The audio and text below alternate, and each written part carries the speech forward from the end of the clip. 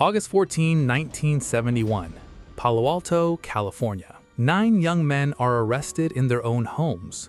Real police, real handcuffs, real sirens. But there is no crime.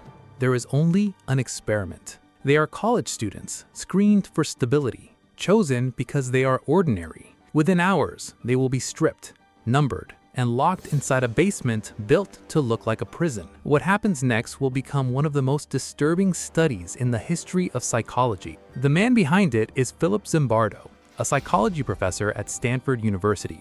Funded by the U.S. Office of Naval Research, his goal is simple: understand why prisons turn violent. Is it the people inside them, or is it the system itself? To find out, Zimbardo builds a fake prison in the basement of Stanford's psychology building. 70 men respond to a newspaper ad offering $15 a day. 24 are selected. A coin flip decides their fate.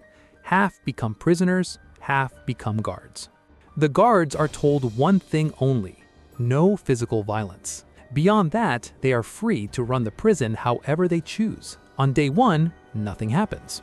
The guards feel awkward in their uniforms, the prisoners treat it like a game. Then, on day 2, the prisoners revolt. They barricade their cell doors and tear off their numbered smocks. The guards do not call for help, they escalate. Using fire extinguishers, they blast the prisoners back. They strip them naked. They take away their beds. They force them into solitary confinement, a dark closet barely large enough to stand in. By day 3, the guards have invented their own punishments: push-ups with a guard's boot on a prisoner's back, forced recitation of meaningless rules, humiliation, hour after hour. Prisoner 8612 begins screaming uncontrollably. He is released early, the first to break. But the experiment does not stop. More prisoners spiral into psychological distress. One develops a psychosomatic rash across his body. Visitors, including parents, are managed carefully. The guards instructed to make the prison look orderly during visiting hours. Zimbardo is not just observing, he has taken on the role of prison superintendent. He is inside the experiment, shaping it. By day 5, the guards have split into factions. Some are cruel. Others try small acts of kindness, slipping prisoners extra food. The cruelty wins. Then, a graduate student named Christina Maslach arrives to conduct interviews. She watches prisoners shuffle through the hallway, heads down, hands on each other's shoulders, like men who have lost their will entirely. She is horrified.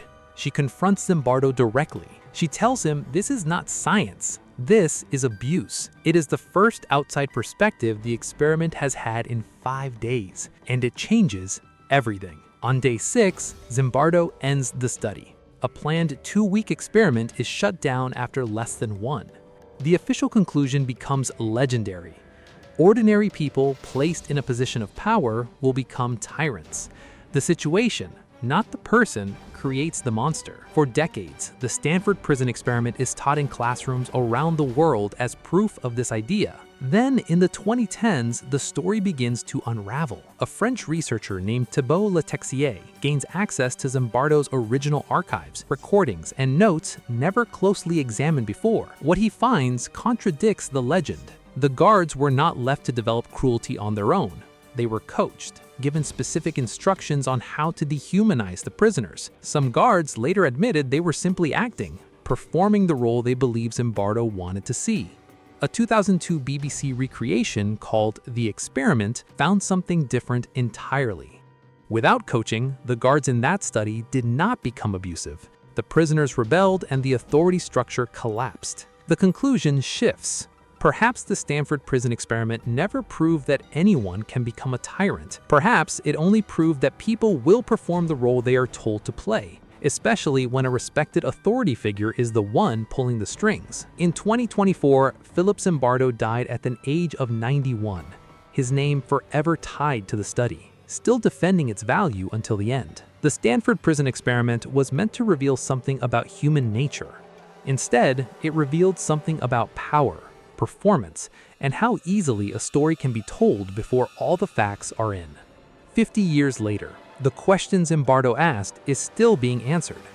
Were they monsters, or were they simply doing what they were told?